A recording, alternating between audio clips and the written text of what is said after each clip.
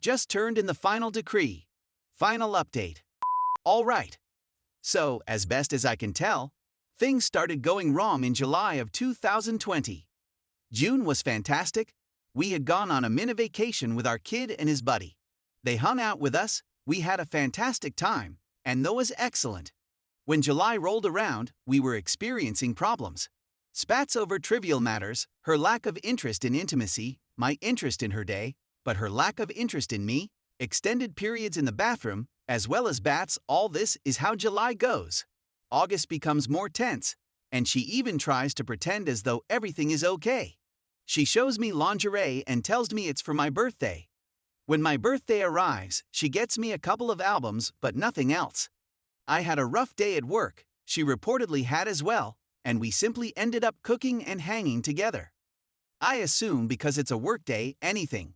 She offers but does not seem to be present. We eventually had a couple large disagreements in September. And after one of them, she begged for some alone time. I thought this was suspicious, and I was devastated because I feared our marriage was dissolving. I was correct. I grabbed the dogs and went to spend the night with my brother and family. I returned home in the afternoon the next day. She had mentioned she wanted to go out with her friends before I arrived, and I never prevented her from doing so. I arrived home at 12 p.m. She arrived home at 6 p.m. I saw her and told her how delighted I was to see her. She mumbled something. The month had been horrible, and that week had been particularly bad. She's not kissing me. She's unpleasant, snarky, and downright cruel. I'm requesting that she speak with me and tell me what's going on.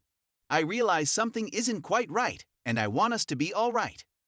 An acquaintance, now a dear friend, notices me at work and expresses worry. I tell him how much I love my wife.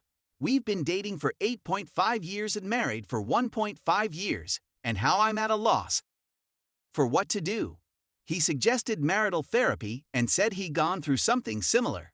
Suggest I obtain the 5 love languages plus another that I can't think of right now. I began researching right away. I realized that I had been prioritizing my job, run my own company with my brother. Since we've been overloaded since COVID and business has been growing, but I never stopped trying to love or be personal in discussions and physically with her. She's ill the day I go home, and I take care of her. The following morning, while she's getting ready, I ask her gently and respectfully if we might chat for a few minutes before she departs. I tell her everything I learned from the book. I read the whole thing the night before, and how I felt I had been inattentive, how much I loved her, and how we should go to marital therapy to try to heal what we have since we love one another and have our kid. Something I said must have sparked something in her because she burst into tears and started repeating that I would loathe her. After I told her to simply be honest with me, she acknowledged that she had cheated on me the previous weekend when she stated she was going to see her friends. I was taken aback, but I loved my wife, my marriage, and my kid. So I pretended to be a fool and told her that everything was all right, that I could forgive her, but she had to be absolutely honest about everything. She then remained silent.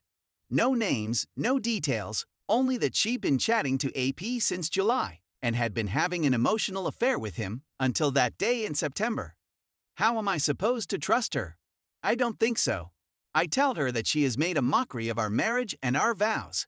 This happened on a Thursday. I attempt to talk to her that night, but she refuses and offers little information. She claims she never promised to speak about it, but she told AP she had informed me about it. It's the same thing every Friday. I'm dry heaving, haven't slept, and feel miserable, furious, and wrecked on the inside. Eventually, Saturday arrives, and my brother, knowing how much of a disaster I am, encourages me to remain at home and deal with whatever is going on. She gets up and goes to the gym, while I'm a disaster. I phone my father, who was the cheater in their marriage, but my mother and him worked it out, and have been married for 38 years, and ask for his advice. He tells me it wasn't a mistake, that she understood precisely what she was doing, that she has to make a decision, and that if she doesn't, it tells you all you need to know. I gather myself because I am a wreck. I tidy the home and make certain that my kid is well cared for. Then I head down to our apartment gym and tell her she has to come down and speak to me when she's finished.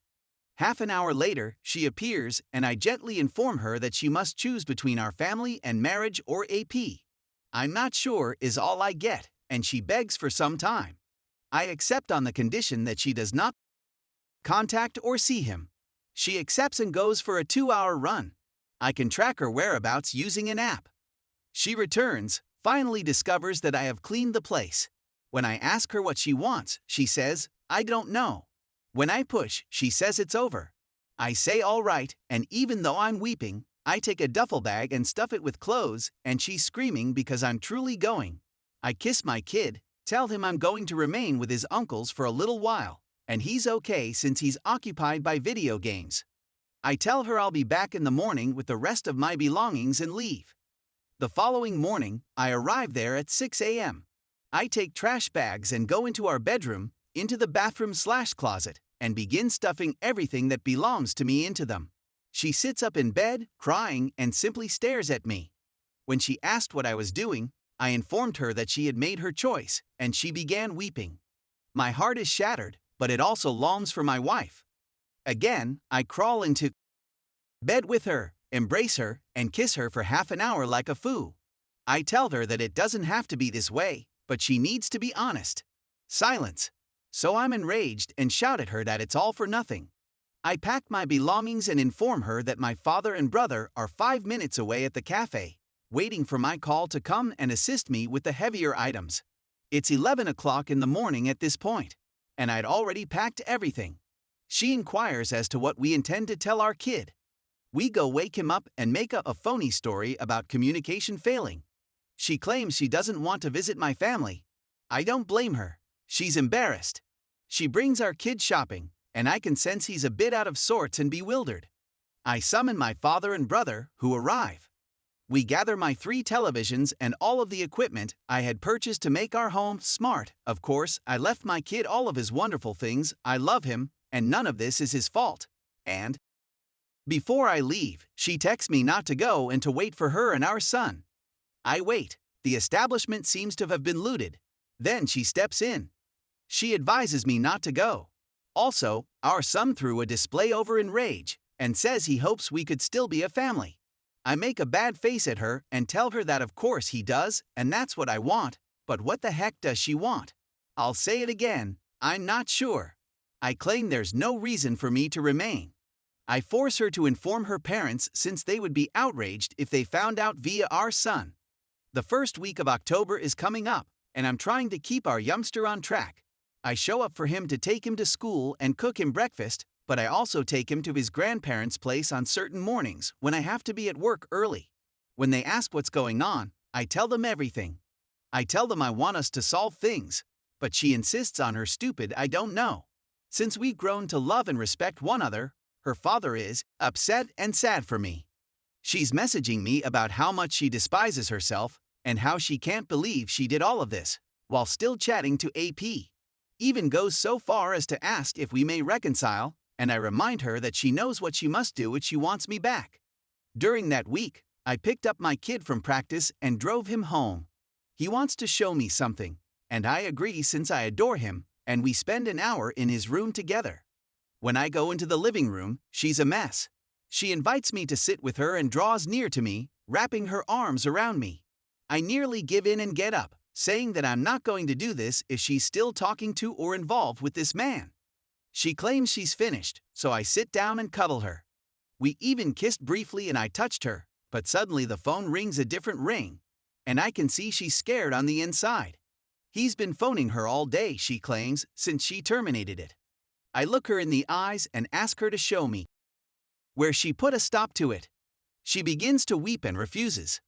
I reminded her once again that if she wants me, she knows what she needs to do. Throughout the week, I return to take my kid to school and even prepare meals for him to keep in the fridge. She's not washing laundry, and I have to push myself not to do it for her. But my son's bedding are dirty, he stinks from not bathing, and I had to admonish her for not taking care of him. Her friends wanted to take her to the Ren Fair that weekend, and I'm amazed at how well she's doing. She asks if I may be with our kid for a few hours. I say yes because I want to spend time with him, but even I know I'm not ready. In any case, I agree. When I get home from work to fetch him up from his friend's house, 4 other lads step out and hop in my vehicle. It was apparently a sleepover. I'm enraged. She was looking at him, not him at her. I called her, she answers, and she understands I'm going to leave if she doesn't return my call. It takes her 3 hours to return, and she's irritated about it. She has the audacity to argue that she shouldn't have to feel terrible about spending her birthday with her friends, and I tell her that she should because of all that is going on. That she took advantage of the situation, and that it would never happen again. She asks, am I just meant to be a mother? I don't even respond to that, but you picked this before I ever entered the picture. We continue to converse, and she even offers me to stay. Be together and sleep on the same bed. I say no and walk away. My son seemed to be depressed. I keep going to and from, despite the fact that it's exhausting both my emotions and my money account since I'm now staying 45 minutes away. Her parents only know what I've told them since she avoids them as well. It's the week of October 25th, my ex's birthday, and it's been strange, and I'm embarrassingly performing the Choose Me dance. It's Monday, and I'm sending nice video messages to her, and she's unconcerned about it all. I go in the morning to take care of our kid, take him to school, and then I do what I do throughout her birthday week, which is to start with a tiny present and work my way up.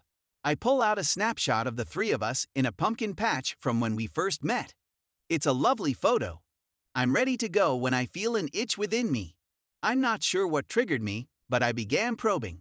I discovered a new shoebox and opened it to discover a new vibrator, and I threw all of our toys out when I left. She even saved the package, and the postmarks were dated the day after I left, and they even had a gift message with the name on them. Then I saw a note inside the shoebox from a lady, but with the same surname as AP previous present message. When I open it, I see a snapshot of a family. There are 2 little boys, a baby, a dog, and a man and a lady. Along with it is a letter in which I inform my ex that she has damaged her marriage and that she can keep AP because of the gifts he brought her. I snapped photographs and went directly to her parents to tell them what I had seen. Her father offered me the same advice that you all did. I'll hire a lawyer, get my ducks in a row, and then file. That same day, I did. When the papers came a few days later, I delivered it to her, and we sat on it for months. Soccer games, a few romantic evenings, though I wouldn't dare to have with her even if it was available.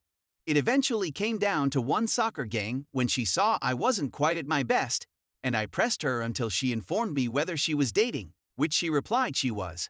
That week, I completed all of the papers. I believe we're caught up.